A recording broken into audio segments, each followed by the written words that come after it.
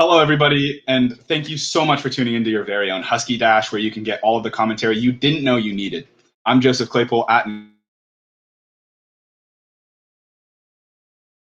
Um, so this will be the seventh episode of Husky Dash, and we'll be getting into a couple different topics. We'll be talking about starting about the main topic with the Pac-12 and how the Pac-12 CEOs are meeting tomorrow to discuss a possible restart of the conference, and then we'll transfer in talking about Huskies that are in the NFL and finish off with the topic of if coaches are overpaid. So, just starting off with the Pac-12 CEO meeting tomorrow. There's a lot of debate over when the Pac-12 could restart. Times have been thrown up. Are you back with me, Joseph? Yeah, I'm back. I'm so sorry about that. So I was just getting into the Pac-12 CEO group meeting tomorrow. You want to kind of give that an introduction with all that? Yeah, of course. So this was all under the shadow of that giant discussion that was going on about whether or not football across the nation actually was ready to go back to play, as I'm sure everyone who's watching this knows already. And this discussion really got prompted after the letter sent by the USC students, pressure from political figures, state legislation, local student athletes, and even a new rapid response testing that's supposed to be coming to all Pac-12 schools at the end of this month. And then this discussion in particular, though, really centers around what's going to be happening tomorrow when all of these leaders, medical staff, associates of the Pac-12 meet to discuss what we're sure is going to be a return to play date, as a final day that's definitely going to see football played in the Pac-12. However, a curveball could be coming where they just say don't play. That's a curveball. It's like a 1% chance. I don't think that's what's going to happen. But really, it's going to be a decision around what return to play looks like and when that happens. I think really the main person who could be throwing the curveballs really is that's Stanford, and I mean to a lesser degree Cal and UCLA kind of just following along with Stanford a bit. But I think Stanford's the biggest wild card who could really throw the biggest wrench in the plan. I mean, apparently they were the school that was really leading not wanting to return to play at the last meeting, which was last Wednesday, I believe. Yeah, Stanford was definitely ahead of the curve on saying they didn't want to return to play, and I'm 100 that's one of the biggest reasons actually. I don't think that. I mean, maybe not. We're not ready to go to play yet, or maybe I do think we're ready. Sorry, this is like a big jumble of ideas on my plate right now, but I definitely think we might be ready at this point. I don't know if it's 100% morally, ethically, somewhere in there, a gray area, whether or not it's right that football gets to come back first. Yeah, it's morally, ethics still have to be into consideration, but looking at it from a player standpoint, what do you make of the debate over how long it'll take for a team to get ready? I mean, I've heard 6 weeks thrown out. I've heard 8 weeks thrown out. I've heard 4 weeks thrown out. It's like, I mean, the current plan, different numbers. The current plan right now, obviously, or not obviously, sorry, the current plan as of right now, it's not obvious at all. They're not being very obvious about any of it. The current plan, as to my understanding at the moment, is that they're going to have a 2-week ramp-up period. So all teams get this 2-week period to kind of get into conditioning shape. And then I believe right now it's at a 4-week period of 20-hour practices, 20 hours of practice a week, sorry, where these players then get to practice with full contact or slightly more contact than they would have under previous quarantine social distancing protocols. And these week-long the decision on how long these weeks need to extend for them to return to play is going to be one of the most debated things I think that comes up in this discussion that happens tomorrow, mostly just because some schools, every school in Oregon, every school in California, they're still waiting on their local authorities to release them to return to play. They've gotten federal approval, they've gotten state approval, and now they're just waiting for locals. And so then they're approaching this crux where they're like, at what point is it fair that schools in Washington, the Utah, Arizona schools, what is fair or what makes it fair that they've had all of this practicing already because their state and local governments have said it's okay. and they get that 2-week, 4-week ramp up to a October 31st start date or November 7th start date. What distinguishes them from the California and Oregon schools, who haven't yet returned to like even semi-normal practices due to the circumstances out of their control? Yeah, I think that's a big talking point on the disadvantages that California schools might have, especially at the start of the year. Maybe they'll look much more sluggish because they truly, I mean, a lot of the Stanford students, they were all just sent home because they were told we're not going to be playing again until December, January. So they're just now getting back, and then they'll just be starting practice with their team when, like you said, Arizona schools, mountain schools, and Washington schools, we've been kind of working at a team. So that's a key point that'll probably be brought up and debated upon. But as far as like the start date, are you thinking it'll be October 31st, November 7th, or what's your way you're leaning?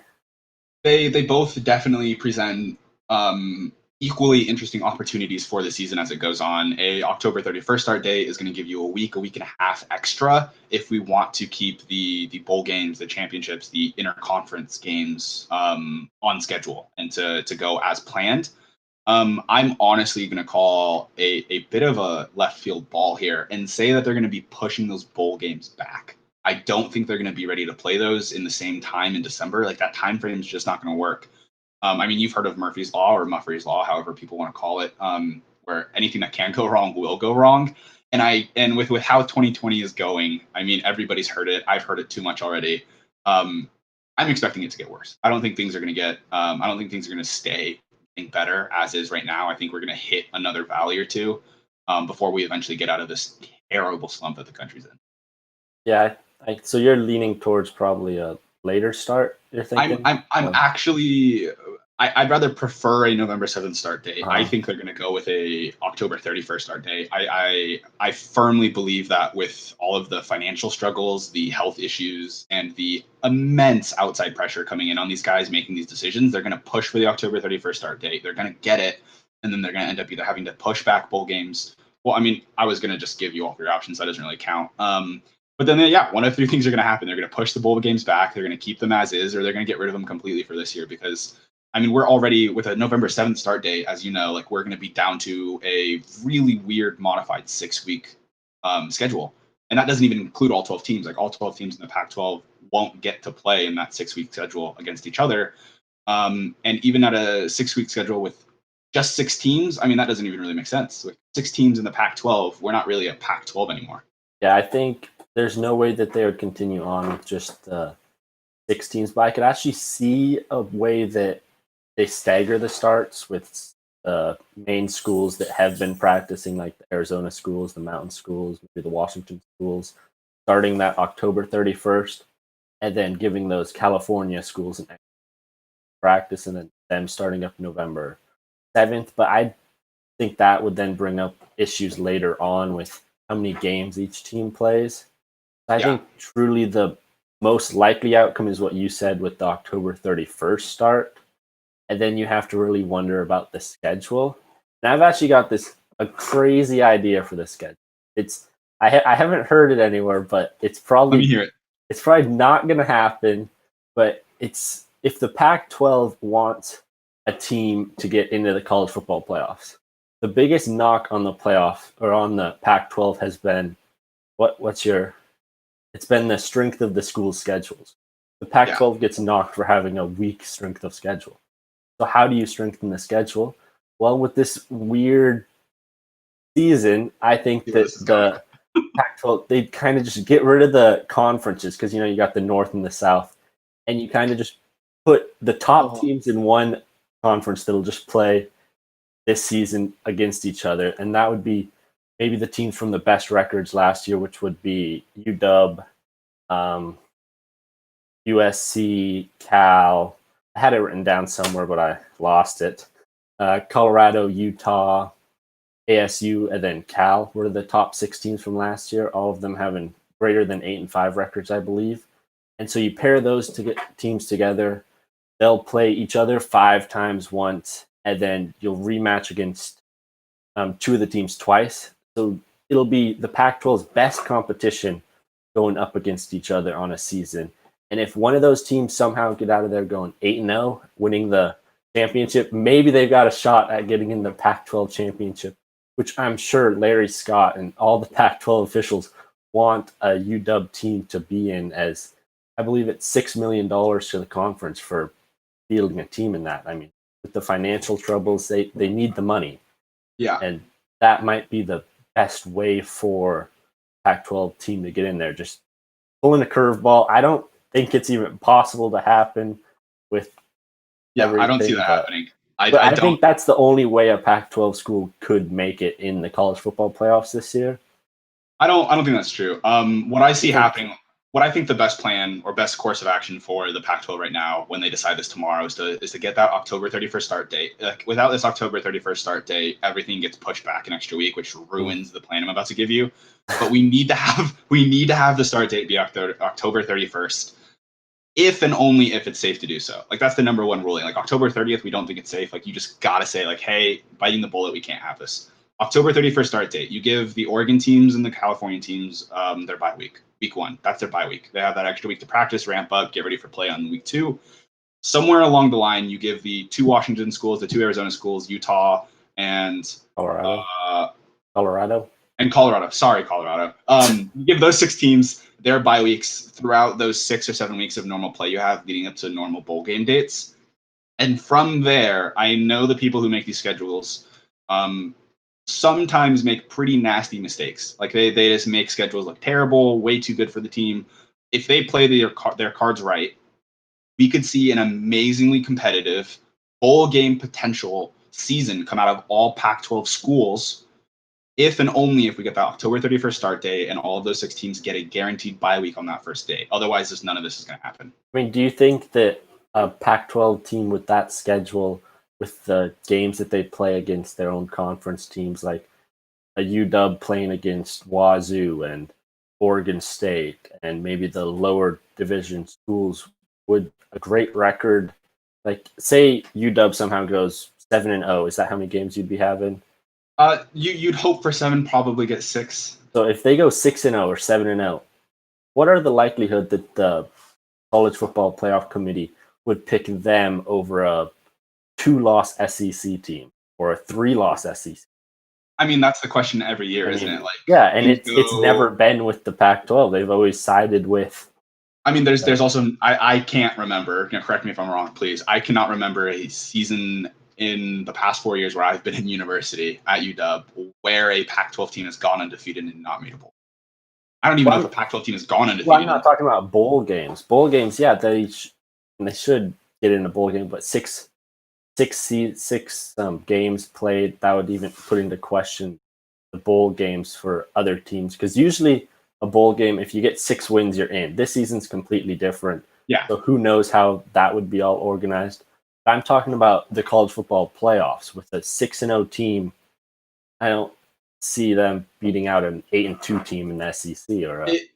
It's honestly going to come down to what adjusted factors that the playoff committees take this year. I mean, there's a big asterisk on 2020 alone, not even counting sports. And so that asterisk, that little star denoting how odd of a year this has been for sports, is definitely going to carry over into the playoff committee. And is definitely going to play into whether or not a team who may go 6-0, 7-0, 5-1 in the adjusted Pac-12 season this year. I think a lot of it, though, is going to come down to precedent, how often that team has gone into the CFB playoffs, as well as individual player strength. I think that's going to be a big one this year that I'd love for them to take more of a factor into, is individual talent. Because it's going to be really hard for them to judge team chemistry, team talent, team skill level just based off of 6 games. Like, that's almost impossible to do to set up good playoff games. So it's definitely going to be a weird set of criteria they use. Well, hopefully we don't have to wait much longer for the decision. Hopefully they make that tomorrow and actually get a schedule out there. Yeah. In terms of not very odd criteria, at least for the 2 of us, or for people watching very weird criteria, we're now going to be discussing who we think the best Husky currently in the NFL is. With criteria, at least for myself, I could not tell you what I used to decide this guy. I just think he's the current best Husky in the NFL, hands down, with his accolades, his things. Nathan, please, please, please give me your side of this so I can attempt to rip it apart as I do every week. Okay, well, so I'm going with Budda Baker. He was on UW from 2014 to 2016. I mean, he was All-American at UW. And then he went picked 36 in the NFL draft. I just know that because he went to the Arizona Cardinals. I'm a big Cardinal fan. So this is a bit biased that I think he's the best Husky in the NFL, but I think he's got the stats to back it up. I think he went to a great area in Arizona where rookie season, he kind of backed up Tyrann Mathieu, who is very similar in size. They're both 5'10", and that was actually the biggest knock, really the only knock on Budda Baker in the draft was he's a little small. So he got to learn behind Tyrann Mathieu. And actually by week 8 or 9, he actually took over the other safety spot because Tyvon Branch tore his ACL. So he got a lot of playing time. And in his first game, he had 13 tackles, 11 solo, 2 pass deflections, and 1 sack. He was stuffing the stat sheet everywhere. I mean, that year he was named to the Pro Bowl for special teams. So he had great hustle, he just wanted to do anything to make the team better. I mean, he finished his rookie year with 74 total tackles, 58 solo, some pass deflections in 7 games started. And then he only got better from there. He had a few kind of slow progressions as coaches changed. I mean, his rookie year, he had Bruce Arians. His sophomore year or his second year, he had Steve Wilkes, who wasn't a good coach there and actually played him at nickel corner, which is not his natural position, but he still did great. He had 102 combined tackles, 78 solo. He second on the team with tackles. But 2019, with Cliff Kingsbury, the new coach there, he had his true breakout season, I would put it. I mean, he was 4th in the NFL in total tackles, 147 tackles. I mean, there weren't many other safeties up there. He was playing free safety, his natural position.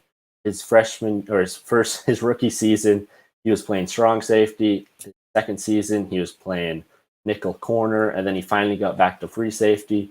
He was 4th in the NFL in tackles. He had 104 solo tackles. I keep pointing out the solo tackles because most of his tackles are these open field tackles, and he is one of the best open field tacklers, which is a very important aspect of your safety to have. He led the league in open field tackles that 2019 year. And then he made the Pro Bowl. He only missed a total of 13 defensive snaps. Very durable. The coaches said that if everybody played like Budda Baker, we wouldn't lose a game. He's just got the heart, the determination, and that's why I picked him as my best Husky in the NFL. I went with a defensive player as well. I picked up Marcus Peters.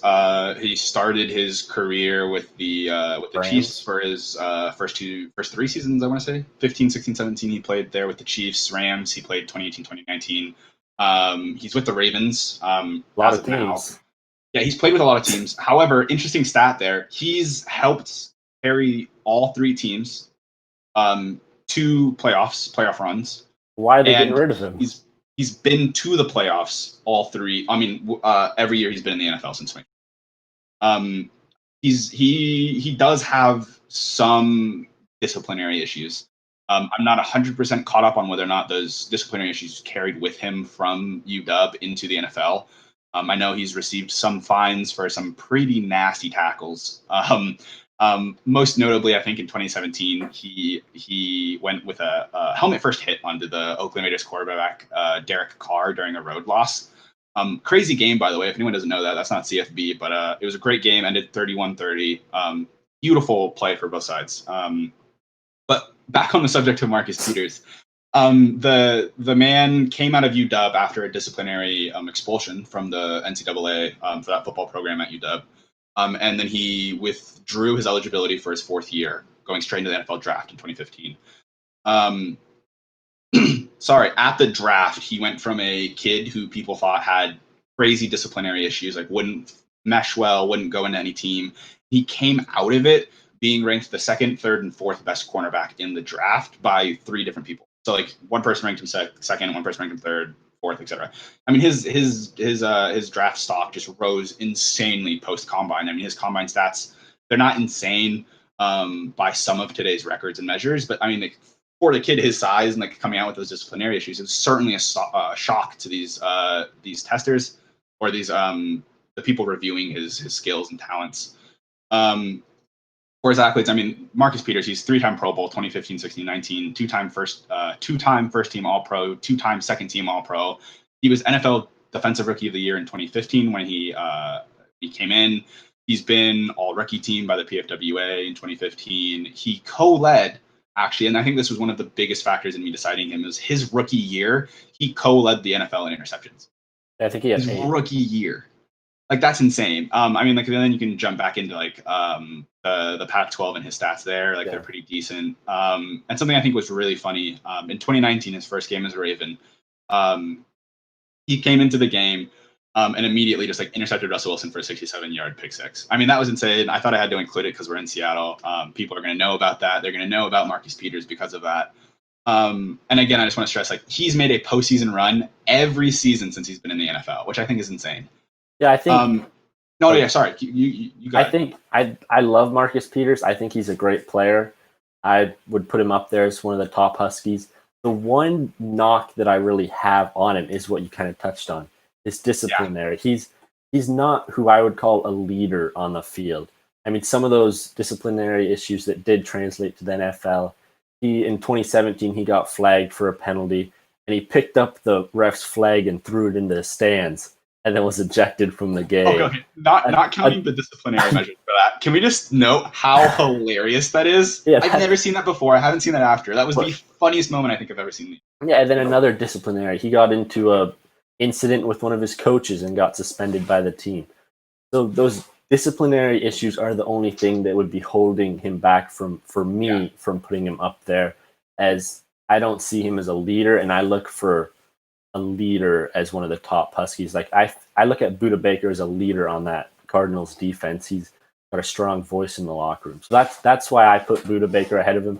Marcus Peters might be number 2 on my list. He's up there. I would definitely put Budda Baker at number 2 for my list. So I think we both have pretty good, if not similar, taste. Yeah. But then heading into that, this is a topic that I think I could have talked about for 30 minutes straight. Nathan, pretty please give me your opinion on whether or not college football coaches are overpaid. I don't think they're overpaid. I look at it from more of not just what the coaches produce for the football team as a team success with getting to bowl games and getting income for the school from that. Like, just looking at it for Nick Saban from 2007 to 2015, his first 8 years, he was paid around $7 million per year during that time. He raised the school's revenue, though, 42%, gave him $209 million in profit. That's a big difference. And he's gotten pay raises from now, but the profit keeps going up. And I look at it for other things than just that on-field profit from donors, because that's a major thing that college coaches have to do. I've seen videos following coaches how they fly to places to meet with donors and have dinners and lunches, because the donors are what really help a school. Like at UW, the Dempsey Center, that was from a $5 million donation from I just forgot his first name, but Dempsey, or Patrick Dempsey. He gave a $5 million donation to the school, got his name. And these coaches that are successful get the big donations. In 2005, Mike Gundy, he's still at Oklahoma State coaching, but he just got there in 2005, young coach. 2006, he has a good year. They're on the rise. C. Boone Pickens, an oil tycoon, then decides to donate. It's $165 million to the athletic department for renovations and help their athletic department make better fields. I mean, these successful coaches do that. I'll let you talk here. I know you. I mean, you brought up Oklahoma State, which I think was really ironic given how many colleges there are that play football in the U.S., and that this is one of the ones I had a note on. In 2017, Oklahoma State, they went 10-3. They won their bowl game. They were 3rd in the Big 12, 14th over nationally. University of Texas that same year, they were nationally unranked, 4th in the Big 12. They won their bowl game. Same conference as Oklahoma State. But the amount of like students that they graduated both of like through a 6-year period, and not even graduated from Oklahoma State. I'm talking about any football player who went through either of those programs and graduated at any accredited university, whether 2, 4, or post in the US. Oklahoma State graduated just over 50% of their players, and University of Texas barely had 58%. And that's not even counting like I think that alone is a reason almost enough to start pushing money towards the students and away from the coaches. But if we want to talk about coaches, which I'm so happy we're talking about this issue, like you have no idea. I've been under the very firm belief. Sorry, I knocked my mic over. I'm very enthusiastic about this conversation. I don't think games have drastically changed in their appeal in the past 50 years.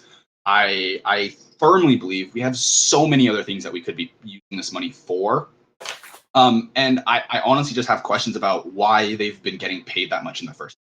Like, yes, they generate a huge amount of revenue. Like, yes, they bring in donations, but the amount of money they get paid should not dictate how much money and donations come in. Like, if you love your job, you're going to do your best for it. I don't think you need, like some college coaches out there, I don't think you need $6 million a year to coach football.